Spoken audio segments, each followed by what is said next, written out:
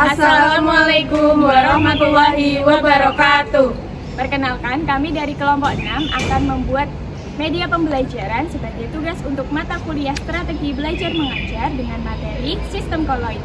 Selamat menyaksikan.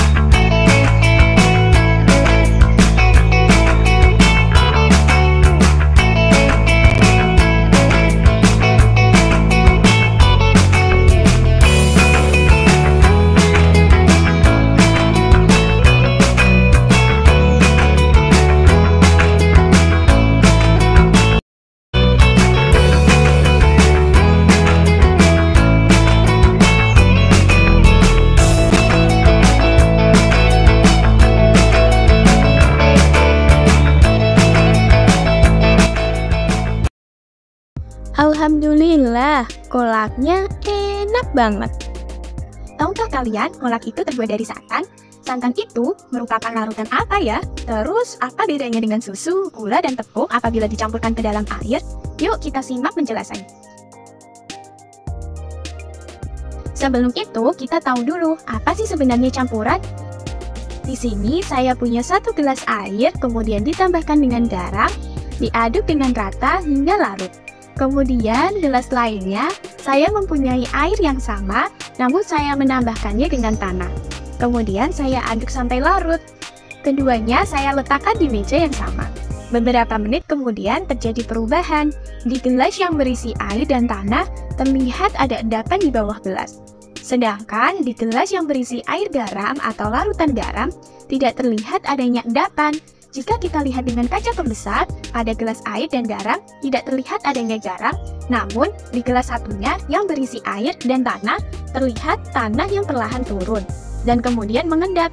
Berdasarkan kedua contoh tadi, kita dapat mengklasifikasikan campuran menjadi campuran homogen dan juga campuran heterogen. Campuran homogen atau larutan sejati adalah campuran yang zat penyusunnya tercampur dengan sempurna. Campuran homogen mengacu pada larutan yang biasa kita kenal. Larutan adalah campuran 2 atau lebih zat dalam satu fase dengan jumlah yang lebih banyak disebut dengan pelarut, sedangkan zat yang lebih sedikit disebut dengan zat terlarut. Untuk kasus air garam yang sudah kita buat tadi, garam adalah zat terlarut dan air merupakan zat pelarut. Larutan homogen juga dibagi menjadi 3 tipe yang berbeda berdasarkan pelarut dan zat terlarutnya. Larutan air dalam cair, padat dalam cair, dan gas dalam cair. Contoh larutan cair dalam cair adalah cuka. Pada larutan cuka dan air sama-sama berada pada fase cair. Sedangkan untuk larutan padat dalam cair contohnya adalah larutan garam yang sudah kita buat tadi. Garam yang berbentuk padat merupakan zat terlarut, sedangkan air yang berada pada fase cair sebagai pelarut. Sedangkan contoh larutan gas dalam cair adalah air soda. Dalam air soda terdapat gas yang terlarut dalam air. Gas tersebut adalah CO2. Lalu, bagaimana dengan campuran heterogen ya? Jadi, suspensi dan koloid merupakan campuran heterogen. Suspensi merupakan campuran dari air dan material yang tidak terlarut. Ukuran partikel dari suspensi yaitu 10⁻⁵ cm atau lebih. Dalam suspensi, partikel zat terlarut akan tersuspensi seluruhnya. Zat terlarut pada suspensi akan mengalami pengendapan. Contohnya yaitu tepung dalam air.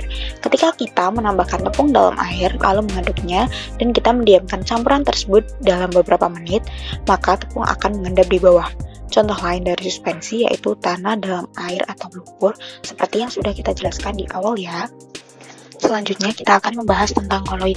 Koloid juga merupakan campuran heterogen, tetapi tampak seperti campuran homogen. Koloid terbentuk karena adanya dispersi suatu zat ke dalam zat lain yang dicampurkan. Nah, oleh karena itu, koloid memiliki fase terdispersi dan medium pendispersi. Fase terdispersi adalah zat yang mengalami penyebaran secara merata dalam suatu zat lain, sedangkan medium pendispersi adalah zat yang menyebabkan terjadinya penyebaran tersebut. Pengertian fase di sini berbeda dengan wujud. Hal ini disebabkan karena terdapat zat yang wujudnya sama tetapi memiliki fase yang berbeda. Contohnya ialah santan. Ternyata pada santan terdapat partikel minyak dalam air. Partikel minyak tersebut memiliki fase yang berbeda dengan air walaupun keduanya berwujud cair.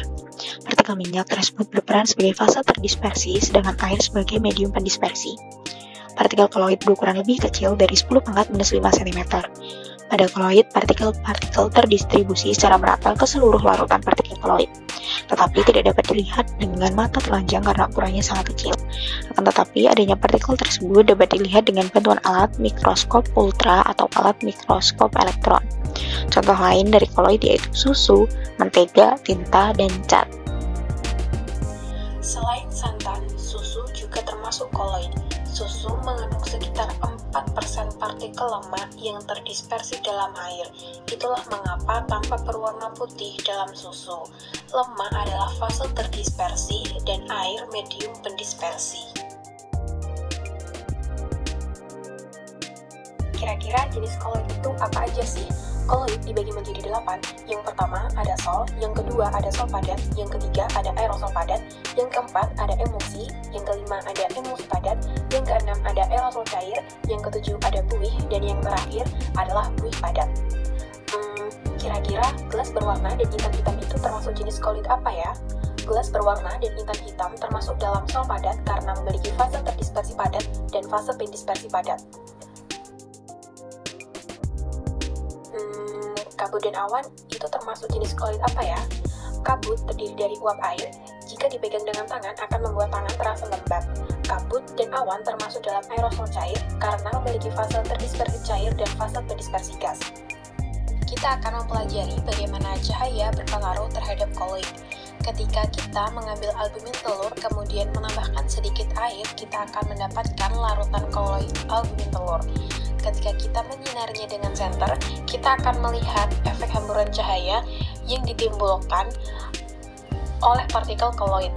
Hamburan cahaya pertama kali diperkenalkan oleh fisikawan Inggris John Tyndall. Efeknya dikenal sebagai efek Tyndall. Ketika cahaya menembus campuran heterogen, yaitu air tanah, cahaya tidak dapat menembus air tanah tersebut. Dalam campuran homogen, terlihat cahaya menembus larutan tersebut, tapi kita tidak melihat lintasan cahaya karena cahaya tidak dihamburkan oleh partikel air garam. Berikut merupakan perbedaannya. Bagaimanakah terjadinya efek Tyndall? Ketika kita mengendarai mobil dalam cuaca yang berkabut, pasti kita melihat berkas cahaya yang berhamburan. Nah, efek Tyndall ini merupakan salah satu penghamburan berkas sinar cahaya. Kabut merupakan lapisan uap air yang terlihat dan kristal es yang ada di atas permukaan bumi. Nah, jadi selama cuaca berkabut, sinar cahaya yang dipancarkan dari lampu depan mobil menabrak partikel yang terkandung dalam kabut dan menyebar sehingga kita dapat melacak jalur yang diambil oleh cahaya untuk melanjutkan perjalanan.